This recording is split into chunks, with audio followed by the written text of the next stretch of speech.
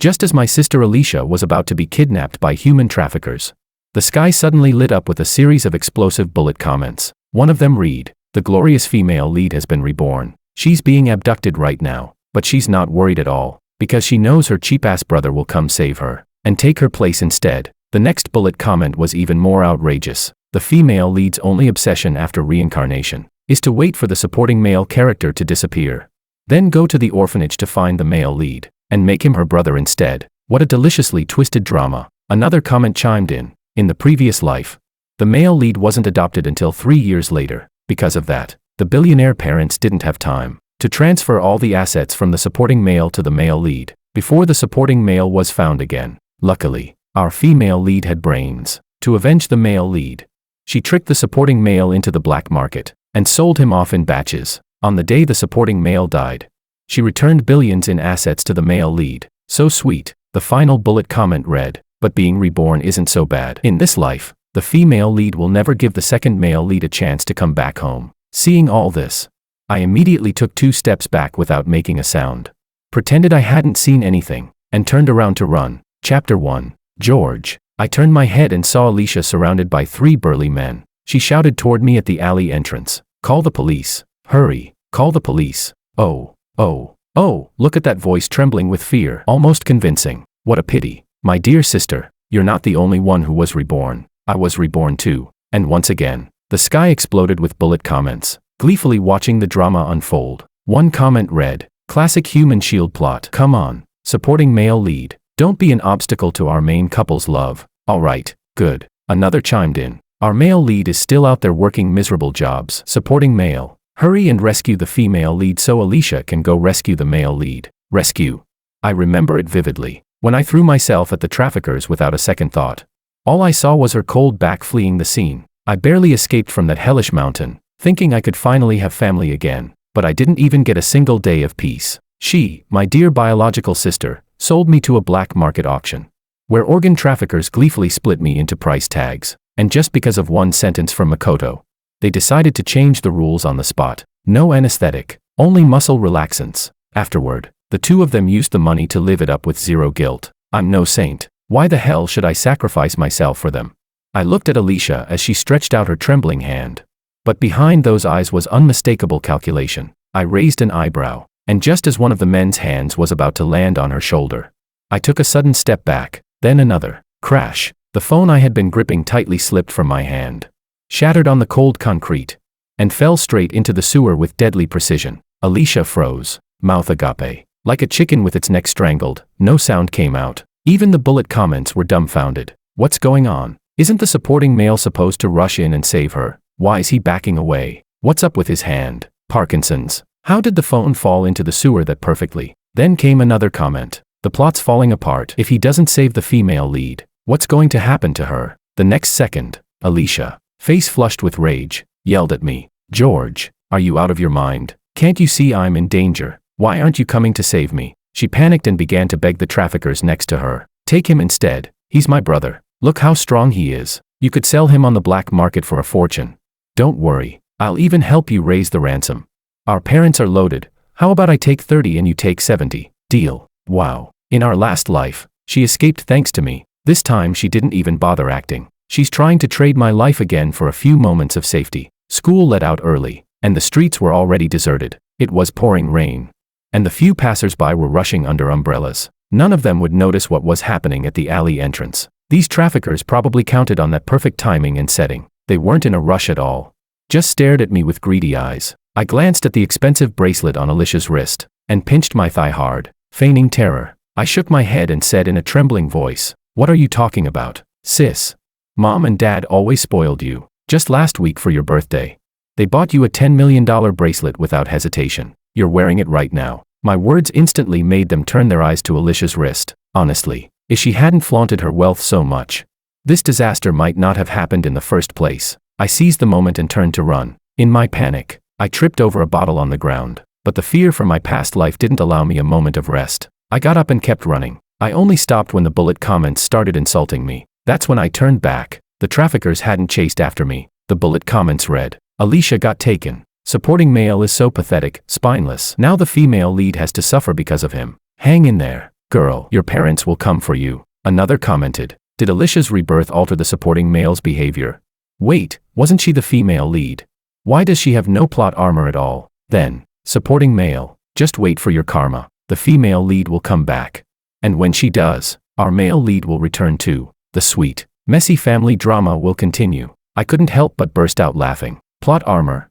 Even if it exists, I'll strangle it in the cradle with my own hands. Dear sister, in this life, not only will I not shield you from disaster, I'll even find someone to take your place. Chapter 2. When I got home, my parents were still in a meeting at the company. Alicia usually stayed at her best friend's place on weekends, so no one would even suspect that she was missing. But I didn't choose to hide the truth. I took the initiative and called my parents. They rushed back immediately. My mom broke down and slapped me hard across the face, shouting, "You call this being a big brother? Are you an idiot? Why didn't you rush in and hold them back? George, you're so cold-blooded."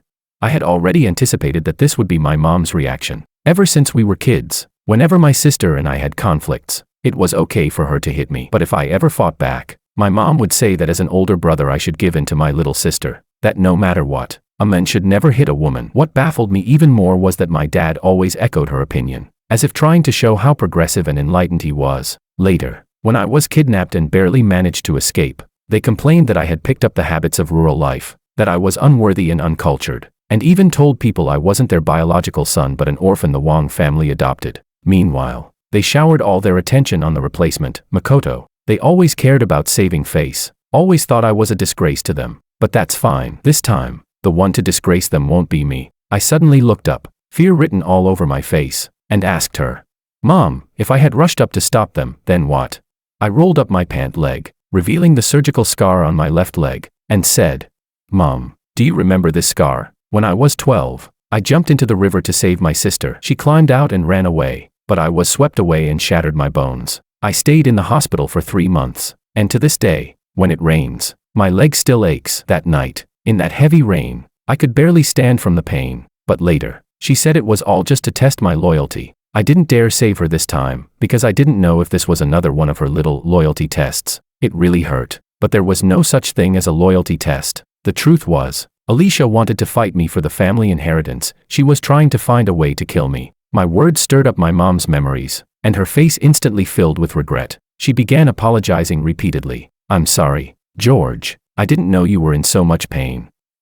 Mom just lost her head for a moment, maybe because of her change in attitude. My dad also believed me. He slammed the table and roared, "Right. It must be her own scheme. She colluded with outsiders to fake a kidnapping and extort ransom. We have to call the police and teach that brat a lesson." Without another word, he called the police and reported Alicia missing, demanding they find her. I wasn't worried in the slightest. The human traffickers behind this were powerful. After I was abducted, I was shuffled around countless places before they finally sold me off half a year later. Finding Alicia wouldn't be that easy. As the days passed, my parents' anger turned to fear and worry. Eventually, they became numb. They poured what little affection they had left entirely onto me, hiring several bodyguards to protect me. Half a year went by. They barely mentioned Alicia anymore. When my 16th birthday came, I knew it was time to act. Right after dinner that weekend, I pinched my thigh hard and, crying like someone at a funeral, began wailing at the family portrait. My mom was startled and rushed over. "George, what's wrong? Don't scare us like this. Tell us, did something happen at school?" I shook my head. "No." I paused for a moment and then said, "I just miss my sister." Chapter 3. A trace of sadness flickered across my mom's face. My dad got up awkwardly and began pacing the room. Sure enough, my mom hesitated before saying the same thing she had told Alicia in my previous life. "George, are you feeling too lonely on your own? How about we adopt a little sister for you?" Absolutely not. If Alicia came back later, they'd just blame me, claiming it was my idea to find some girl to replace her. I said, "Mom, that's not what I meant." I continued. "A few days ago, I had a dream. I saw my sister suffering terribly. She was living in misery.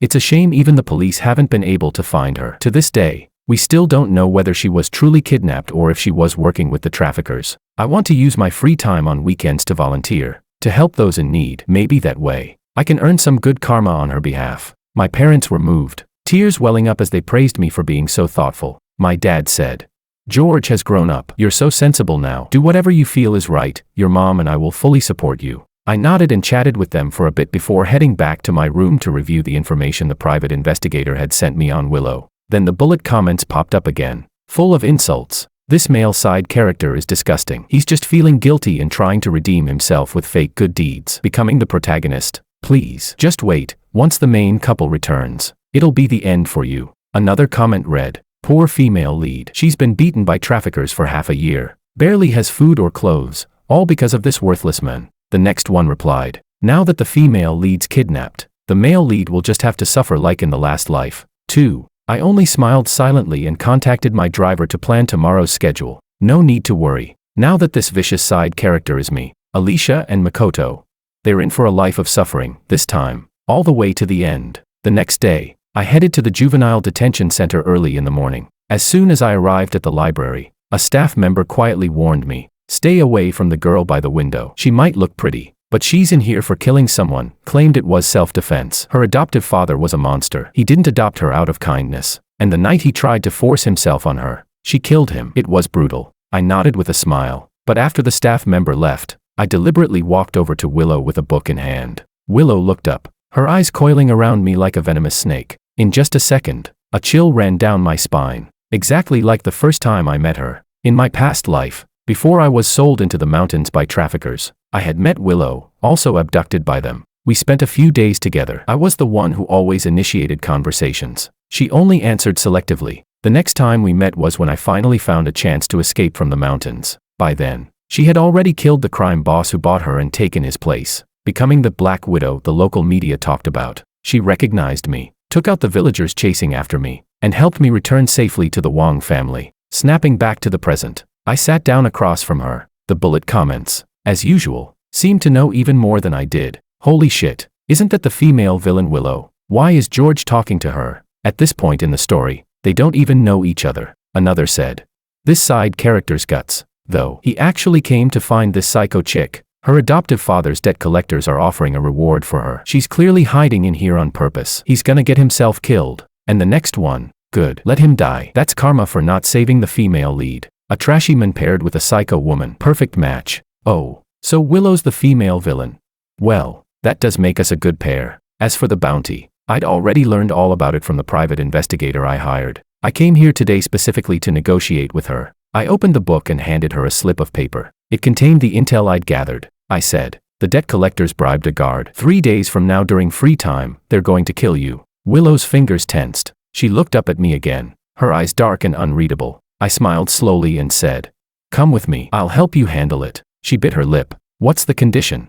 I stared straight into her eyes and said word by word, be my pawn. Help me crush all the trash in my way. Willow rolled her eyes. And why the hell should I trust you? Prove it. She pointed out the window. A bald, scar-faced man was raising his fist at a boy who looked about 14 or 15. I raised an eyebrow, just about to get up and make a call, when suddenly, a bullet comment flashed by. Chapter 4. The bullet comments read, isn't that the male lead, Makoto? What a coincidence, he just finished his part-time job and happened to pass by the vicious side character's car. Another comment added, sigh, the male lead has suffered so much, he can't help but stare at the luxury car a little longer. Just don't let the side character catch you. The next one chimed in, don't worry, Makoto. Once Alicia comes back, the cars, the house, the company, everything that belongs to the Wong family will be yours. Right now, the side character is just keeping it warm for you. I glanced toward the entrance not far away. Makoto was cautiously probing my family's driver, asking who knows what. His eyes were glued to the luxury car, fingers clenching subconsciously, greed plain and unfiltered in his gaze. I chuckled quietly. Wait for Alicia to come back. Well, that depends on whether she can even crawl her way back out. I looked away and stepped into a corner to call my father. I said, Dad, I'm volunteering today, but there's this bald guy with a scar here. He's beating a kid with an iron rod. The kid's bleeding all over the place. Dad, what I mean is, can you have them lock that guy up in isolation? 3 minutes later, a sharp whistle pierced the air. 5 guards pinned the scarred bald man to the ground. Electric batons crackled with sparks. Willow's pupils trembled slightly. I put my phone away and asked her, was that convincing enough? Your answer. Willow pressed her lips together and said with mocking sarcasm, so what's next? Are you going to cry to your daddy every time you hit an obstacle? I didn't respond, just smiled. After spending a few days with her in my past life, I had already figured her out. She's that tsundere type, pretending to hesitate when she'd already made up her mind. The fact that I dared to propose a deal meant I already had a solution for her problems. I said, "I'll go handle the paperwork. You get changed and wait for me at the gate." Chapter 5. After leaving the juvenile detention center, Willow was already standing beside the Maybach in her own clothes. Her clothes were worn to the point of fading, wrinkled and torn, but her youthful face gave her an oddly fragile look, the kind that made people want to protect her without even realizing it. She really was beautiful, and beauty, when paired with any other card, becomes an unbeatable hand. Willow had just that. My gaze made her uncomfortable. She twisted the hem of her shirt with tightly clenched fingers. She frowned and said, "This is the only outfit I have. If you think I'm dirty, I don't have to get in the car." Only then did I realize she'd misunderstood me. I quickly explained, "You've got it wrong. I was just admiring how beautiful you are. Get in. You're coming home with me." I narrowed my eyes and looked at her, still hesitating. "What? Do you want me to carry you in?" Willow flinched, then got into the car immediately. That's when I noticed Makoto standing just beyond her, previously blocked from view. His eyes were full of jealousy and hatred, locked onto me with burning intensity. I raised an eyebrow, and amidst a wave of curses from the bullet comments, I headed home. Both my parents happened to be at home. "George, how did volunteering turn into going to a detention center?" My mom hadn't even finished her sentence when she spotted Willow behind me. She frowned. "George, who is this girl?" My dad's face darkened instantly. He snapped, "This is going too far. What kind of disreputable woman are you dragging into our home? Get her out immediately." I walked toward them, then dropped to my knees with a loud thud. Willow instinctively came over to help me up. My parents saw everything. Tears ran down my face as I cried out in pain.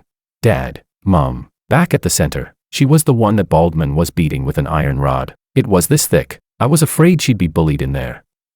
"I'm sorry. I should have asked you first." But for the first time, I felt like I saw my sister in someone else. I had this urge to protect her. I subtly gave Willow a signal. She lowered her gaze, and tears slid down her pale cheeks. She pressed her lips together and trembled ever so slightly, the very image of pitiful beauty. Beauty really is a powerful weapon sometimes. I turned back to my mom, whose face now showed hesitation, and pleaded, "Mom, let her stay for just one meal, a hot shower, some clean clothes. If my sister were out there, I'd hope someone kind would give her at least one hot meal." My mom's heart clearly softened. Her tears fell instantly. Even my dad's tightly furrowed brows began to ease as he studied Willow in silence. Eventually, my dad gave a tired wave and called for the housekeeper. He said, "Take her to the guest room. Let her wash up and give her a clean set of clothes." That was exactly what I expected. They cared too much about appearances to adopt a daughter outright and be gossiped about by others. But if they wanted to dump the responsibility on me, I wouldn't have it. So I had no choice but to carefully set the stage and ease them into accepting her. At my signal, Willow obediently followed the housekeeper out of the living room. Just as I finally let out a breath of relief, my phone buzzed violently in my pocket. I pulled it out. It was a friend who'd sent me a link to a post. And in the post, the main characters were Willow and me. Show or sheltering evil. Rich heir's scandalous night at a juvenile center, defending a beautiful killer for love. Chapter 6. I scrolled through the pictures attached to the post. All of them were secretly taken shots of me and Willow standing at the entrance. The written account was even more ridiculous, pure fiction, absurd beyond belief. By the end, it had escalated from attacking me to smearing the entire Wong family. It accused the Wongs of hypocrisy, of harboring criminals, and even claimed we had shady dealings with a murderer. The post shot up the trending list like wildfire, already reaching the #1 spot in the local hot topics. I already had my suspicions, and the arrogant bullet comments confirmed them. One read, "Of course the male lead would strike the side character down the moment they meet. A perfect way to avenge the female lead." I couldn't help but wonder, had Makoto been reborn too? But I quickly dismissed the thought. If he had truly come back to life with memories intact, how could he tolerate living in such poverty now? And that look in his eyes today, greedy, inferior, desperate, there was no way he was faking that. In a twisted sense, he and Alicia really were made for each other. Just then, Willow walked out, freshly washed and wearing a brand new dress. She noticed the grim look on my face and asked softly, "Something happened?" That's when I remembered, Willow wasn't just a villainess. She also had a hacker background. I silently handed her my phone. She glanced at the screen, and her gaze instantly turned cold as ice. She asked, "Do you have a computer?" I led her to the bedroom without hesitation. 10 minutes later, the post vanished, completely wiped from the internet. The account that published it was permanently banned, and every bit of information tied to that burner account's IP address was laid bare by her. Willow looked up at me. "You have a grudge with him?"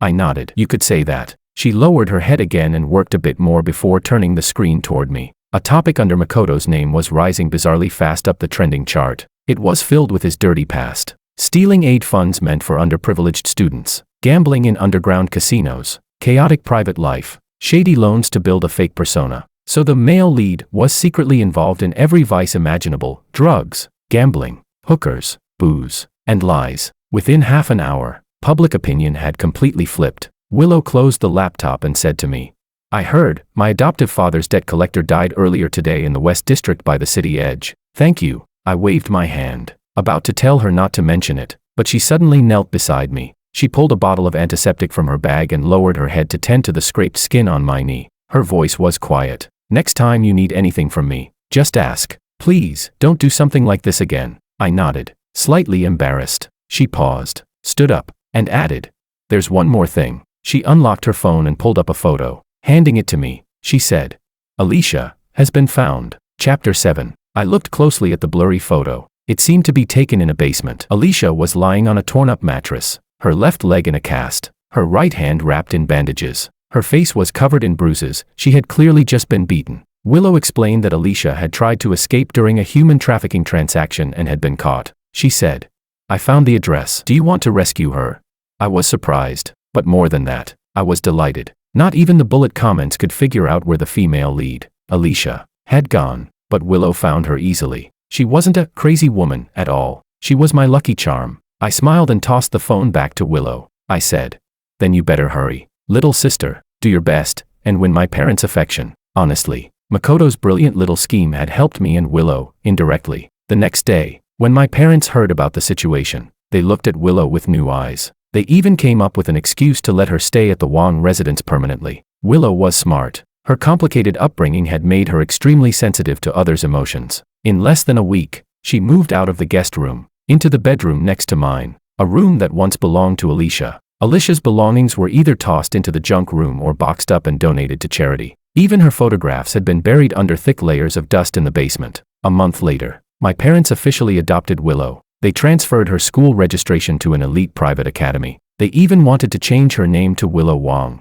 I refused. I thought the name Willow Lu sounded lovely just the way it was. 4 years later, both Willow and I were accepted into Qingbei University, just like we'd hoped. As a reward, our parents bought each of us an apartment right outside the school, right across the hall from each other. Every morning, Willow would show up at my door on time to make breakfast and walk to class with me. She was nothing like the Willow from my past life. As for Makoto, Willow told me he dropped out of school after the online scandal and went back to the countryside. It looked like he had no future with Alicia, the so-called female lead. Even the bullet comments had mostly gone silent, but life was starting to get boring. "Alicia, it's time to come back." The next day, a shrill siren tore through the quiet of the Wong family estate. Willow and I stood on the balcony, watching as a hunched figure was helped out of the police car. Willow scoffed coldly and yanked my arm. "Don't waste time staring at ugly things." But I had already seen everything. Her face was destroyed, beyond recognition. Scars ran down her cheeks, her mouth hung slack, and drool slid uncontrollably down her chin. It was Alicia, my biological sister. She was back. Chapter 8. I immediately called my parents at the company. Half an hour later, they rushed home in a panic. "Alicia, where's Alicia?" My mom looked around frantically, but the moment she saw Alicia's face, she took 2 steps back in shock. My dad's expression darkened. His face was filled with disbelief and a disgust he couldn't hide. He looked between us and asked uncertainly, "This is Alicia?" Willow nodded. "The police have verified her identity. It's 100% confirmed." No wonder they were so shocked. Alicia's current appearance was completely unrecognizable. Her face was covered in scars. Her right hand had shriveled into a deformed claw, curled up like a dead bird's talon. Her left leg was missing below the knee. She could only barely stand by leaning on a wooden crutch. The smell clinging to her body was overwhelming, a sickening mix of antiseptic, bodily waste, and rot. My mom immediately covered her mouth and started retching. Tears streamed down her face. Meanwhile, Alicia just stood there, mouth open, grinning at us like a fool. Even the bullet comments needed a moment to process it. One said, "Wait, this is Alicia. My God, how did things get so bad?" George came back with all his limbs intact. What gave those traffickers the right to torture the female lead like this? Another comment, "It's all George's fault. He's the reason she suffered so much." But there were others too. "It's okay. Everything's unfolding exactly as it should. The female lead is back. Those 2 filthy snakes are finished." Thank God she's not actually brain damaged. She's just pretending to buy time, waiting to find the male lead and take her revenge. Ah, so she's faking it. I knew it. Those eyes, full of venom and madness, didn't belong to someone who'd lost their mind. Willow's eyes welled up with tears at the perfect moment. She gently took my mother's hand and said, "Mom, I know a doctor. Let's have him take a look at her first." She shot me a wink. I sighed and said, "Thanks, little sister. I'll leave it to you." Since Alicia wanted to act, then we'd give her the perfect stage. Soon, the private doctor Willow had called arrived. He said, "The brain damage is irreversible. Her cognitive ability will remain at the level of a 5-year-old for life. She also shows signs of aggression." As he spoke, he discreetly injected Alicia with something. The next second, Alicia suddenly lunged forward and bit down hard on my mother's arm. My mom screamed hysterically. In her panic to escape, she accidentally kicked Alicia's right leg. That was enough to set my dad off. He immediately declared Alicia's fate. "Get this lunatic out of here. She can't stay in our home. Send her to a psychiatric hospital." My mom, holding her nose, agreed. "George, make sure to cut the costs by 30%. She's beyond saving anyway. No need to waste more money." I could visibly see Alicia's body go rigid. The look in her eyes wasn't so arrogant anymore. She clearly couldn't handle the fact that our parents had rejected her. But dear sister, this is only just the beginning. Chapter 9. Late at night, the nurse Willow had arranged for Alicia sent me a message. "Mr. Wong, your sister suddenly grabbed me just now and, with completely lucid eyes, said she wanted to contact Makoto. So, she really hadn't forgotten him. The only question was, would Makoto still be attracted to her now?" I was about to make a call, but Willow gently pressed down on my hand. She said, "Not yet." I didn't understand until I saw her fingers dancing across the keyboard, pulling up a video. Alicia had been contacting others too. She was trying to have me kidnapped and sold at auction. Quite bold of her. Really, she was hoping I'd fetch 10 million. I raised an eyebrow in mild amusement. Willow let out a cold snort. "I remember the rules of that place. If you don't deliver a product to auction, you have to go up for sale yourself. She wants to play the auction game. Fine, let's help her get the full immersive experience." For several days, Willow intercepted 7 or 8 different groups who tried to take me away. Then she handed over Alicia's location to them instead. It wasn't long before I heard Alicia had been taken. A few days later, Willow invited me to attend the auction. That day, alongside Alicia, there were plenty of other products on display, but Alicia was the finale. We waited almost 2 hours before it was her turn. As soon as the details were revealed, bids flew in fast. One bidder after another raised their paddles. The atmosphere was electric, even more intense than the time I was auctioned in my past life. No one expected the final bidder to be a wealthy Southeast Asian businessman, who paid a shocking amount for Alicia's first night. According to Willow, the man was infamous for collecting the deformed and grotesque. Alicia's withered right hand and empty pant leg fit right into his niche tastes. 3 days later, Alicia, heavily sedated, was transported like livestock to a luxury suite on the outskirts of the city. A few hours after that, she was dumped behind the hotel in a pile of garbage. Her clothes were torn beyond recognition. Her exposed skin was covered in fresh whip marks, bruises, and burns. Her face was grotesquely swollen, and blood foamed at her lips. I felt a wave of nausea rise and quickly turned away, calling for Willow so we could leave. On the way out, I had someone pick up Alicia's half-dead body and return her to the psychiatric hospital. The bullet comments had gone absolutely insane with rage, but it wouldn't be long before they'd be thanking us, because, to fulfill Alicia's wish, Willow and I had gone to great lengths to lure Makoto back. That night, as Willow was finishing a seafood feast, a nurse came in and told us Alicia had woken up. When she saw Makoto, now working as a security guard at the psych hospital, she broke down and threw herself into his arms, sobbing uncontrollably. Meanwhile, the bullet comments howled with joy. "Wah! The male and female leads are finally reunited. So touching. Willow and George finally did something decent. Makoto, don't be nervous. That's your future wife. The entire Wong family will be yours soon. You're about to live like royalty." I chuckled softly in resignation and whispered to Willow. At the same time, I announced to the bullet comments a truth already set in motion. I said, "The game has officially begun." Chapter 10. Only a few days had passed before news came from the psychiatric hospital. Makoto wanted to resign. After asking around, I found out the real reason. Makoto simply couldn't bear looking at Alicia's face any longer. As expected, the bullet comments immediately began blaming Makoto for being shallow and obsessed with appearance. But honestly, I didn't blame him. In our previous life, Alicia was at least a rich young heiress. Her looks weren't stunning, but they were decent enough. But now, things had changed. In her current condition, how could she possibly hold on to someone like Makoto, a man so driven by selfish gain. So, I immediately made a suggestion to my parents. Mom, Dad, I heard Alicia's been begging to travel and go outside while at the hospital. She's had a rough few years, maybe we should fulfill some of her little wishes.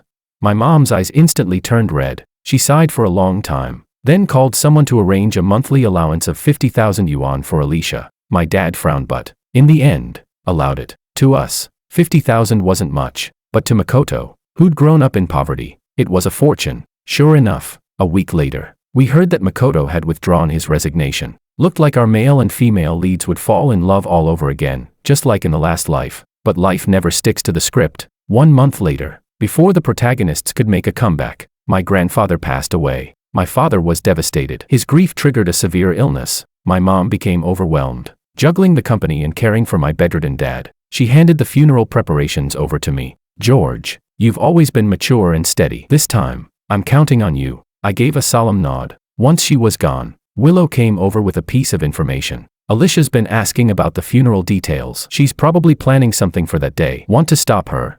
Stop her? Absolutely not. My dad was Grandpa's beloved youngest son. He had a huge ego. If Alicia dared to cause a scene at the funeral, he'd be the first to tear her apart. We quickly finalized the funeral plans and made sure Alicia got wind of the time and location. On the day of the funeral, I stood beside the casket, eyes casually scanning the crowd. In one corner, Alicia sat in a wheelchair pushed by Makoto. Her dull eyes flickered with hatred now and then. The bullet comments were more excited than the so-called protagonists, already popping champagne mid-funeral, waiting to see me crash and burn. But there was one thing they didn't know. My parents never intended for Alicia to attend. They were ashamed of her. They hadn't even told outsiders that Alicia had returned. The funeral began. The master of ceremonies was still reciting the eulogy when Alicia couldn't hold back anymore. She stumbled forward and threw herself in front of Grandpa's coffin, drawing everyone's attention. Choking back sobs, she cried, "Grandpa."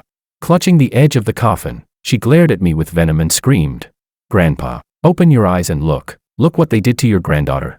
It's all George. That bastard sold me to human traffickers. He had them break my legs."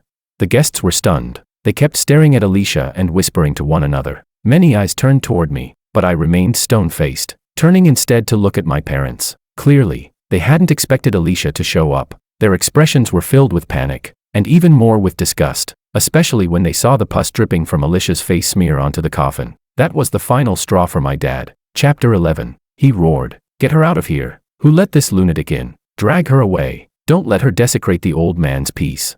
The bodyguards immediately stepped forward, but right at that moment, Makoto rushed out. He blocked the bodyguards and stood in front of Alicia, speaking righteously. "Mr. Wang, Mrs. Wang, why are you trying to drive away your own daughter?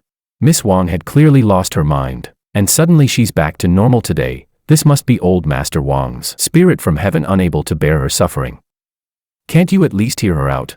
Of course they wanted to, but what she would say depended on me. Expressionless, I took the remote control Willow handed me and pressed the button gently. The massive digital screen at the front of the morning hall lit up instantly. The crystal clear hidden camera footage and audio recordings instantly drowned out all noise. Scene 1. Alicia lies on a hospital bed, speaking softly into her phone. "At the funeral, I'll pretend to be crazy and miserable to draw everyone's attention. Makoto, that's when you spike my parents' drinks." Then we framed George and that bitch named Willow. My mom cried out in shock and collapsed to the floor. Scene 2. From today, Alicia was staring intensely toward the funeral. Makoto asked nervously, Will this really work? What if?" Alicia cut him off impatiently. "Look at you. Such a coward. What are you panicking for? Have you forgotten what we agreed on? Once they fall, the entire Wang family will be yours." The crowd exploded. My mother's face turned ghostly pale, her body trembling uncontrollably before she fainted on the spot. My father, even more furious, rushed forward and slapped Alicia across the face. He shouted, "Pretending to be insane is one thing, but you were actually trying to kill us." Makoto still tried to defend Alicia, pointing at the screen and yelling that the videos were all fake, but I had already anticipated their reaction. I signaled Willow to toss a transparent evidence bag in front of them. I said, "Original video files, voice print comparison, recording equipment metadata, plus official certification from the forensic center, they're all in there. I'll give you time to come up with another excuse if you like." My voice wasn't loud, but it was enough to crush their mental defenses, especially Makoto, who had never seen any real chaos in his life. He broke almost instantly. After just a few seconds of hesitation, he betrayed Alicia right there. He said, "It wasn't me. It was her. It was all your daughter's idea." I'm just a doctor at the psychiatric hospital. She threatened me to drug you. She forced me to help her take over the Wong family, or she said she'd drag me down with her. She's mentally ill, remember? Even if she kills someone, she won't get the death penalty. Alicia was completely stunned. She picked up a shoe and threw it at Makoto, screaming hysterically. You betrayed me. As expected, the bullet comments favored the fragile female lead, relentlessly criticizing Makoto. What's wrong with the male lead? Do you even know how much the heroine sacrificed for you? And you call yourself the male lead? Coward. Got a little scared and immediately sold her out. So selfish. George is brutal, not just killing bodies, but crushing souls. Another comment said, I feel so bad for the heroine. Everything she did was for Makoto, and now she's been stabbed in the back. Heroine. Quick, play your trump card.